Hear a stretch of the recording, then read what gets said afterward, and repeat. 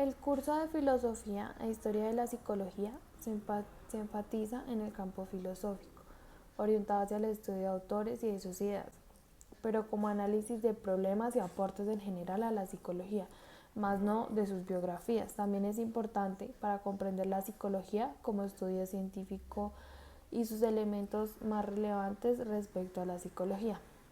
Esta materia se divide en tres momentos. En el momento 1 hablamos del origen presocrático, que es el origen de la filosofía griega y naturalista, donde se centraban en buscarle una explicación a los fenómenos de la naturaleza, cómo se concebía el ser humano en la Edad Antigua y en la Edad Media. Comenzamos hablando de la filosofía presocrática, que es aquella que aparece antes o después de Sócrates, pero que no está influenciada por él. Iniciada por Tales de Mileto, intentando dar respuesta a fenómenos desde un enfoque diferente al teológico como relación de agua y tierra. En este momento usan elementos primarios que serían llamados la physis, es decir, la naturaleza a partir de donde todo está hecho. Luego de él viene Anaximandro, un discípulo de Tales. La physis para él es el infinito. Para Heráclito, la physis era el fuego. A Parménides, lo único e inamovible. Para Pitágoras, la physis fueron los números. Después, para Demócrito, el átomo era el elemento primario e indivisible. Hipócrates, el padre de la medicina, se enfocó en los cuatro fluidos en equilibrio para una personalidad equilibrada. Para él esa era la physis. Para Empédocles habló de juntar los cuatro elementos que existían y al juntarlos el resultado era el amor. Al separarlos existía el odio. Agmaeón define el equilibrio entre ambos polos, el frío, el calor, la sequedad, la humedad, la salud, enfermedad. Esos equilibrios hacían la salud o el desequilibrio, la enfermedad. Para Heráclito fue importante el cambio de las cosas, donde nada surgía de la nada y una frase conocida era que nadie se baña dos veces en el mismo río. En cambio, para Parménides nada cambiaba. Hipócrates estudia la medicina objetiva y naturalista y la enfermedad como un desequilibrio. Platón plantea de ideas o formas a través de la razón y no de los sentidos, de las tres almas, racional, impulsiva, voluntad. Después del cuerpo como cárcel del alma, además habla de la reminiscencia. Después, su discípulo Aristóteles afirma que todo tiene un propósito, habla de los sentidos del empirismo. Además, difiere de la memoria del recuerdo, ya que la memoria para él es espontánea y el recuerdo es la búsqueda activa de ese empirismo o experiencia. También habla del alma vegetativa, alma sensitiva y alma racional. Sócrates incitaba a jóvenes a cuestionarse, buscaba la virtud o la verdad, fue acusado de pervertir a los jóvenes y lo desterraron. Él prefiere envenenarse ya que según él conocía mucho de este mundo e iba a conocer más del siguiente. Luego hablamos de los hechos históricos relevantes de la Edad Media, que empiezan desde la desintegración del Imperio Romano hasta la caída de Constantinopla del siglo V al siglo X. En este momento hubo una expansión de la Iglesia Católica en los ambos ámbitos políticos y sociales. Fue una época de oscurantismo, donde no hay muchos desarrollos escritos de evolución de las artes o de las ciencias, ya que no era común o permitido para esa época. El feudalismo, habiendo pocos terratenientes, era quien tenía el poder. Este periodo se divide en dos: la Baja Edad Media y la Alta Edad Media, entre 476 a 1000 o 1100. Destacada por un declive económico, la Alta Edad Media cambió el trueque a la moneda. No hubo literatura, a excepción del Timeo de Platón. Los avances tecnológicos fueron el arado y el arnés para los animales de carga. Luego de los años 1000 a 1100, hasta hace aproximadamente 1453 se considera la Baja Edad Media. En este periodo ya se recupera la economía y las ciudades son autónomas. Ya hay varios pensadores importantes para la historia. Entre ellos están, de los que hablaré, son los más importantes y voy a decir sus principales características y aportes. San Anselmo, con filosofías e ideas cristianas, se basaba en la lógica. San Agustín habla de Dios y del alma humana y de la Trinidad, que para él era la memoria, el entendimiento y de la voluntad. Avicena habla de las tres almas, una vegetativa, otra racional, otra sensitiva. Propone 4 sentidos internos.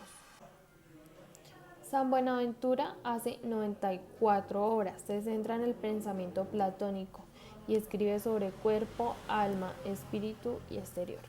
Santo Tomás de Aquino ve armonía entre filosofía y teología, 3 almas y 3 sentidos, el bien y el mal. Guillermo de Ockham propone sustituir la metafísica por la psicología.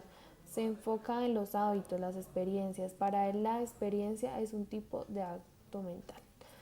Dante Alighieri escribe una conocida obra llamada La Divina Comedia. Habla sobre el infierno, el purgatorio y el cielo, siendo de tradición aristotélica y concepción ortodoxa del pecado. Geoffrey Chaucer fue considerado el poeta laureado. Escribe cuentos sobre hadas, brujas, amor y matrimonio. Miguel de Cervantes escribe Don Quijote de la Mancha e historias de amor imaginarias. Martín Lutero, teólogo, escribió 95 tesis contra la Iglesia y creía en la salvación a través de la fe. Lideró movimientos religiosos donde se pide reforma de sacramentos. Leonardo da Vinci fue un importante científico, poeta, filósofo, etc., que hizo muchos aportes a la ciencia con diserciones en cuerpos humanos. Fue el creador de la obra La Última Cena. Y por último, Miguel Ángel, pintor, escultor, arquitecto, diseñó la Capilla Sistina e hizo reconstrucciones arqueológicas. El siguiente periodo fue la revolución científica y la creación de la conciencia. Isaac Newton fue el fundador de la ciencia moderna, fue físico ilustrador. René Descartes fue el fundador de la psicología moderna, con ideas acerca de la mente, de la conciencia. Su concepción del cuerpo era como una máquina. Creó el marco en que los filósofos han seguido. En el siglo XVII se sustituyó la perspectiva de que el mundo estaba organizado como una jerarquía de Dios, a una visión matemática y científica. Y ya en Europa había la posibilidad de universidades para personas del común. Más adelante algunos personajes aportan a la psicología, como Francis Galton estableció un laboratorio donde la gente podía estudiarse a sí misma, medir a sus aspectos psicológicos y de inteligencia. Tenía experimentos para saber si las transfusiones de sangre cambiaban los caracteres genéticos. Aplicó métodos estadísticos a la psicología, regresión y diseñó cuestionarios y aplicó la psicometría. Gustav Theodor Fresner estudió las sensaciones y las percepciones, necesitando umbrales mínimos para activarse. Jeremy Bentham constituyó el utilitarismo, que es una corriente ética. Supone que se hace y da valor a lo que es útil y bueno. Emil Kraepelin clasificó enfermedades mentales, fundador de la psiquiatría moderna, desarrolló conceptos de demencia precoz, categorizó trastorno bipolar y esquizofrenia. Alexander Bain dio importancia a la fisiología, instruye en actividad espontánea del cerebro, escribió libros del sentido y del intelecto. Luego estudiamos las escuelas de la psicología, la escuela funcionalista, neofuncionalista, estructuralista, psicoanalista, conductista, humanista y escuela de Gestalt. La escuela funcionalista tiene un enfoque filosófico que trata de entender la mente, sus propiedades, sus características para el desenvolvimiento de las personas. En antecedentes podemos hablar de Charles Darwin aportando con la adaptación, de Carl Pearson con estadísticas para predecir aptitudes mentales, Charles Spearman con inteligencia común y con factores múltiples. Representantes de esta escuela puede ser William James, que aporta que la mente asocia emociones y pensamientos y experiencias. John Dewey, el arco reflejo, que es cuando los nervios motores actúan de forma refleja e independiente. Sus postulados habla sobre la conducta adaptable e intencional, que todos los estímulos afectan la conducta, que todas las actividades pasan por estímulos sensoriales. No hay actividades que hagamos sin haber un estímulo sensorial. La escuela neofuncionalista es un enfoque que emplea un poco el enfoque intelectual del funcionalismo, estudia el aprendizaje y la motivación. Como antecedente puede ser pues el funcionalismo clásico y la percepción. Como representantes podemos hablar de Harold Lansway, Paul Lagerfeld, Kurt Lewin, Robert Merton, y sus postulados son los procesos cognitivos básicos y superiores, la psicología del desarrollo cognitivo, la psicolingüística, el desarrollo del ciclo vital, la psicología social. En la escuela estructuralista habla de los elementos o de la estructura y de las leyes entre estas conexiones. Fue inicialmente una combinación del marxismo y el psicoanálisis, además del positivismo. Tiene raíces en la lingüística. Sus postulados son la conciencia en elementos básicos, sentimientos, emociones, sensaciones. Describió combinaciones de estos elementos anteriores y la relación con el sistema nervioso. También definió la conciencia como experiencia inmediata. Algunos de sus representantes son James Thomson, Mette Blau, Victor Thomson, etc. De la escuela psicoanalista, es un método propuesto por Freud con procesos inconscientes en las causas del sufrimiento humano. Todo lo que está en el inconsciente puede afectar a las personas sin que ellas lleguen a darse cuenta de eso.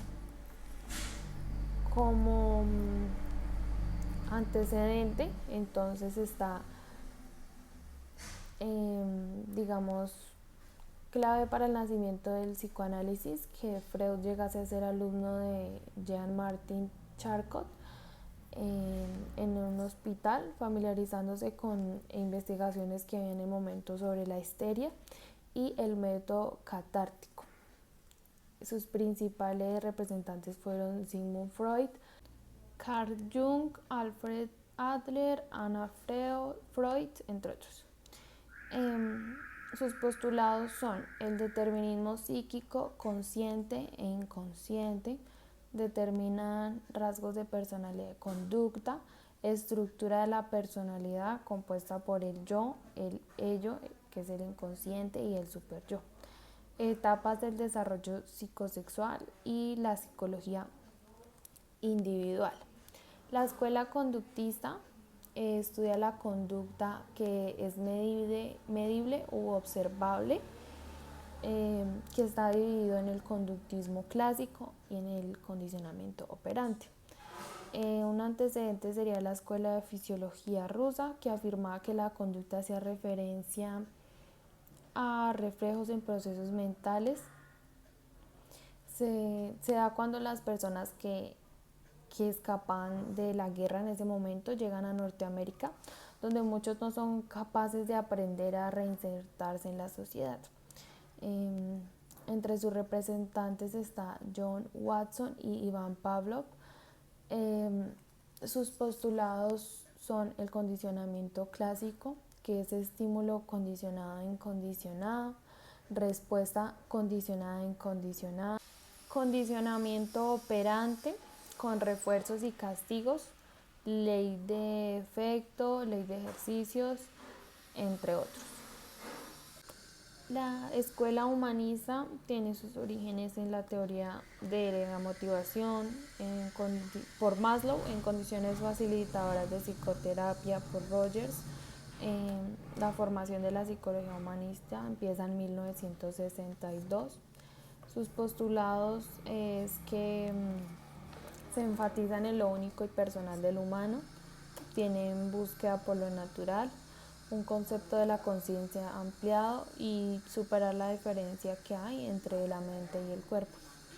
Los principios o las teorías, la teoría del buen salvaje, que significa que nosotros nacemos libres de maldad y el ambiente nos va moldeando al crecer. La terapia dirigida al cliente, donde el cliente guía su propia terapia. Y por último, la escuela de Gestalt tiene sus orígenes en el siglo XX en Alemania, con aprendizaje por descubrimiento, con fenómeno de PHI, memoria, psicología de la infancia, por Kurt Kofa. Sus postulados se tratan sobre la mente que configura los elementos que forman parte de ella gracias a la percepción.